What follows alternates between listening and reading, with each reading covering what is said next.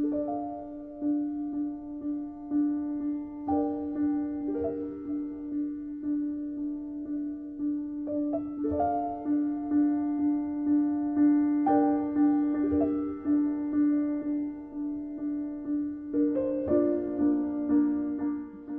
tell you, I cannot bear it.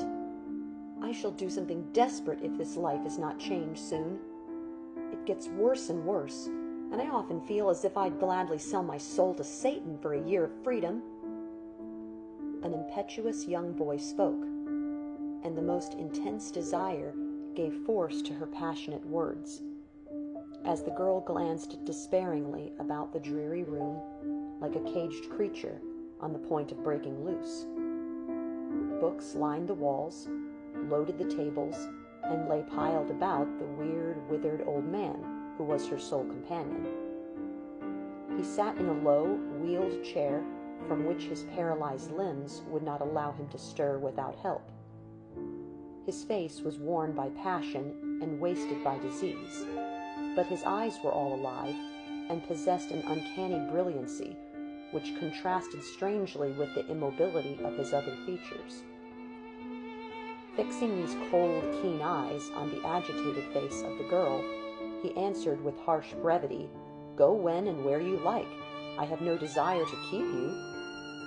"Ah, that is the bitterest thing of all," cried the girl with a sudden tremor in her voice, a pathetic glance at that hard face.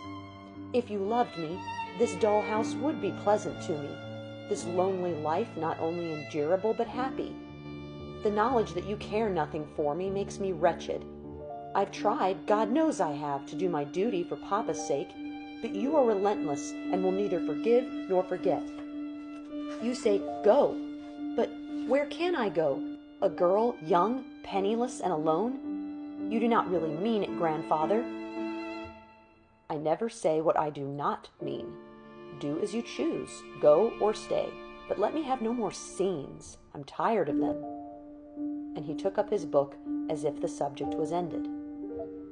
"I'll go as soon as I can find a refuge and never be a burden to you any more. But when I am gone, remember that I wanted to be a child to you, and you shut your heart against me.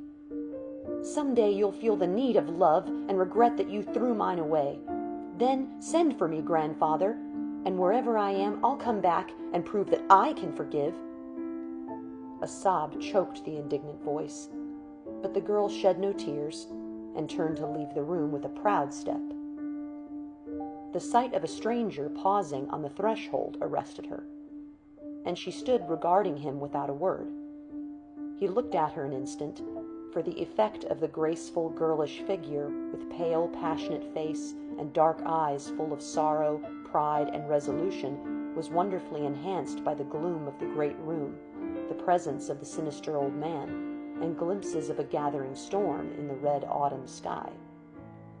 During that brief pause, the girl had time to see that the newcomer was a man past 30, tall and powerful, with peculiar eyes and a scar across the forehead. More than this she did not discover, but a sudden change came over her excited spirit, and she smiled involuntarily before she spoke. "Here is a gentleman for you, grandfather."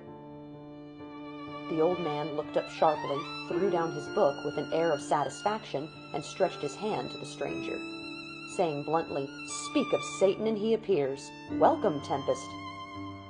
"Many thanks. Few give the evil one so frank and cordial a greeting," returned the other, with a short laugh, which showed a glitter of white teeth under a drooping black mustache. "Who is the tragic muse?" he added under his breath, as he shook the proffered hand. "Good. She is exactly that. Rosamond, this is the most promising of all my pupils, Philip Tempest. The tragic muse is Guy's daughter, as you might know, Philip, by the state of rebellion in which you find her." The girl bowed rather haughtily. The man lifted his brows with an air of surprise as he returned the bow and sat down beside his host.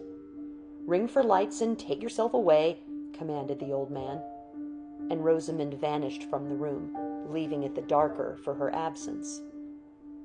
For half an hour she sat in the great hall window, looking out at the waves which dashed against the rocky shore, thinking sad and bitter thoughts, till twilight fell, and the outer world grew as somber as the inner one, of which she was so weary. With a sigh, she was about to rise and seek her own room, when a sudden consciousness of a human presence nearby made her turn to see the newcomer pausing just outside the old man's door, to regard her with a curious smile.